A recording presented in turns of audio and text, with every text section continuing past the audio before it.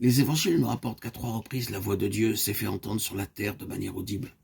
La première fois, ce fut aussitôt après le baptême du Seigneur, la seconde sur la montagne de la transfiguration, et la troisième après que le Seigneur ait répondu ces paroles aux Grecs qui étaient venus le voir. En vérité, je vous le dis, si le grain de blé qui est tombé en terre ne meurt, il reste seul. Mais s'il meurt, il porte beaucoup de fruits. Jean 12, 24. En chacune de ces 3 occasions, le Seigneur Jésus a délibérément fait le choix de la croix. Et c'est l'affirmation de ce choix librement consenti qui a suscité l'expression audible de l'approbation du Père dans les cieux. Dans la première occasion, en se soumettant au baptême, il se livrait lui-même à la mort et à l'ensevelissement typifié par ce baptême. La seconde fois, lorsqu'il était sur la montagne de la transfiguration, il n'a pas voulu immédiatement entrer dans la gloire, mais il a parlé de la perspective de son départ qu'il allait accomplir à Jérusalem, Luc 9, 31.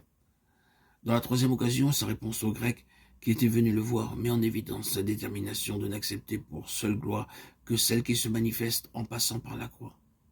À ce moment-là, il aurait très bien pu devenir leur chef et aussi celui de ses compatriotes. Mais il a refusé d'être leur seigneur sur une base autre que celle de la croix. Il fallait qu'il soit mis en terre et donc qu'il meure pour qu'il puisse y avoir une moisson en vie éternelle. Et cela parmi tous les hommes représentés par les Juifs et les Grecs. Il affirmait la vérité fondamentale que la gloire éternelle pour lui-même et pour ses rachetés ne pouvait s'acquérir d'une autre manière. Ainsi donc, il a refusé la gloire temporelle et s'est dirigé vers Jérusalem. Arrêtons-nous quelque peu sur la troisième de ces occasions à laquelle nous avons fait référence. Et considérons le récit de Luc 9. Il a été dit que la scène ainsi décrite est une illustration du royaume. Mais c'est bien plus que cela. C'est le royaume. Avant cela, Christ avait déclaré, je vous le dis, en vérité, quelques-uns de ceux qui sont ici ne pourront point qui n'aient vu le royaume de Dieu. Luc 9, 27.